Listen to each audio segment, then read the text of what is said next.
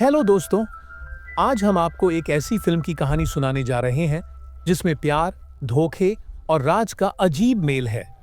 इस कहानी की शुरुआत एक आम से बाजार से होती है, जहां हमारी नजर एक खूबसूरत लड़की एरिस पर पड़ती है। उसी वक्त वहां एक सुंदर नौजवान जोश भी आता है। दोनों की नजरें मिलती हैं और बस एक पल में, पहली नजर में ही दोनों के दिल में प्यार की चिंगारी जल उठती है। जैसे कहते हैं, कुछ ही पलों की मुलाकात में जिंदगी बदल जाती है। धीरे धीरे दोनों एक दूसरे के करीब आते हैं। एक दिन जोश आरिस को अपने दोस्तों से मिलवाने ले जाता है। वहां पहुंचकर एरिस जोश से कहती है, तुम्हारी दोस्त कैट मुझे बिल्कुल पसंद नहीं करती।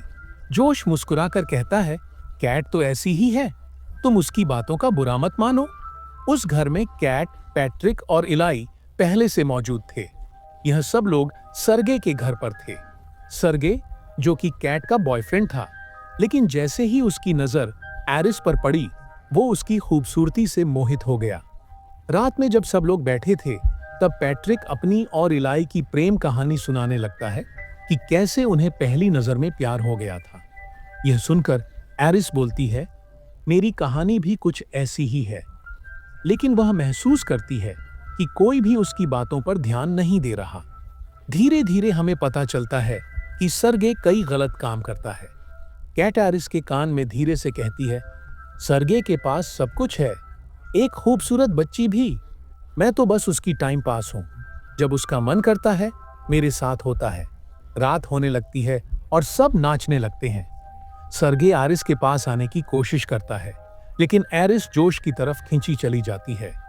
रात बीतती है, दोनों एक दूसरे के करीब आते हैं, प्यार जताते हैं।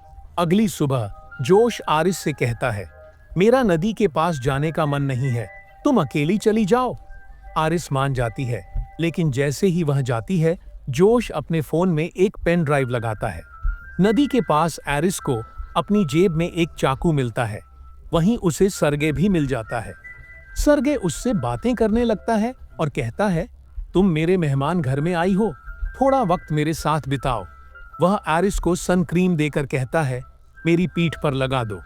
फिर वह एरिस का हाथ पकड़ लेता है और कहता है, मेरे पास कैट की इजाजत है और तुम तो यही करने के लिए हो।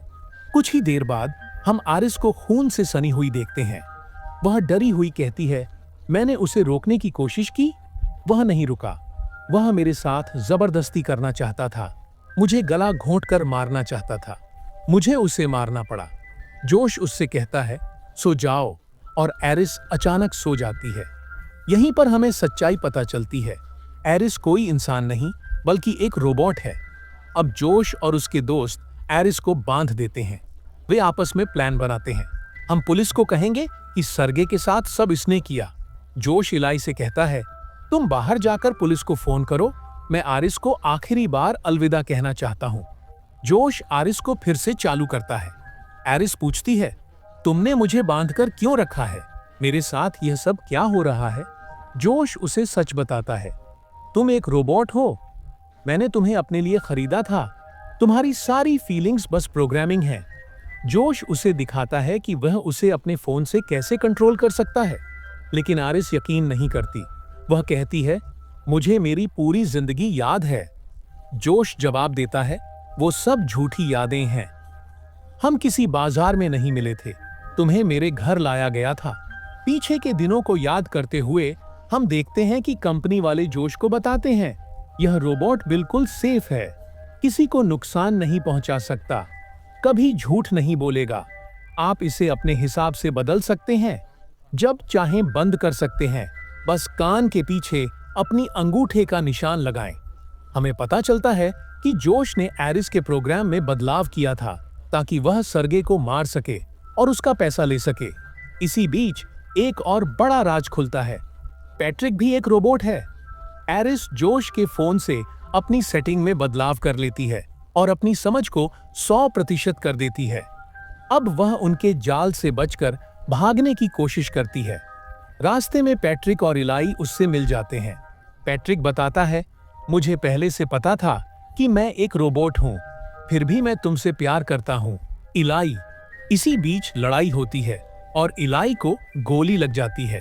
आरिस जोश की गाड़ी में भागने की कोशिश करती है। अपनी आवाज बदलकर वह गाड़ी चालू करने में कामयाब हो जाती है। जोश उसे फोन करता है, जान, अभी भी कुछ नहीं बिगड़ा, हम मिलकर सब ठीक कर देंगे, सारा दोष पैट्रिक पर डाल देंगे। लेकिन आरिस अब समझदार हो चुकी है। वह कहती है, तुमने मुझसे कत्ल करवाया, मैं तुमसे अलग होना चाहती हूँ। जोश पैट्रिक की सेटिंग में बदलाव करके उसका गुस्सा 100% कर देता है और उसे आरिस को ढूंढने का हुक्म देता है। आरिस गाड़ी से बाहर निकलने की कोशिश कर रही होती है कि तभी पुलिस आ जाती है।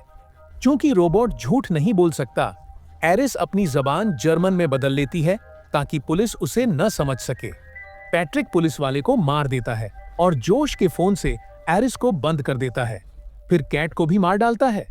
जोश आरिस को फिर से चालू करता है और उसे बताता है, तुम्हारी वजह से इलाई और कैट की जान गई। आरिस कहती है, नहीं, यह सब तुम्हारी वजह से हुआ, तुम एक बुरे इंसान हो। जोश उसकी समझ को शून्य करके उसे मारता पीटता है। वह आरिस के हाथ को जलती मोमबत्ती पर रखता है और फिर उसे एक बंदूक देकर हुक्म देता है, अपने आप को गोली मारो। आरिस उसकी बात मानती है। कंपनी वाले आरिस को लेने आते हैं। उन्हें पता है कि आरिस की मेमोरी में सब कुछ रिकॉर्ड होता है, जिससे जोश डर जाता है। पैट्रिक कंपनी के एक आदमी को मार देता है, लेकिन दूसरा बच जाता है। आरिस दोबारा चालू हो जाती है और पैट्रिक को याद दिलाती है, जोश तुमसे प्यार नहीं करता, तुम इलाई से प्यार करते हो। इससे प्रभावित होकर पैट्रिक खुद को खत्म कर लेता है। जोश सारे पैसे लेकर भागना चाहता है, लेकिन आरिस, जिसे अब पूरी आजादी मिल चुकी है, उसे रोक लेती है। वह अब भी जोश को चोट नहीं पहुंचा सकती, क्योंकि अभी भी उससे प्यार करती है। लेकिन जोश उस पर हमला करता है और इस लड़ाई में जोश मारा जाता है। आरिस अपने आप को एक रोबोट के रूप में स्वीकार कर लेती है और यही कहानी खत्म होती है। दोस्तों, यह थी एक अनोखी प्रेम कहानी जिसमें प्यार, धोखा और राज का अजीब मेल था। उम्मीद है आपको यह कहानी पसंद आई होगी। यह कहानी हमें सिखाती है कि जिंदगी में कभी कभी सच्चाई हमारी सोच से बिल्कुल अलग होती है। कभी कभी हम जिसे इंसान समझते हैं वह कुछ और ही निकलता है, और कभी कभी जिन्हें हम अपना समझते हैं वही हमें धोखा दे जाते हैं, दार का इस्तेमाल करता है और अंत में अपने ही जाल में फंस जाता है। पैट्रिक और इलाई का प्यार हमें सिखाता है कि सच्चा प्यार शरीर से नहीं, दिल से होता है। चाहे पैट्रिक एक रोबोट था, लेकिन उसका इलाई के लिए प्यार सच्चा था। तो दोस्तों, मिलते हैं अगली रोचक कहानी के साथ। तब तक के लिए अलविदा।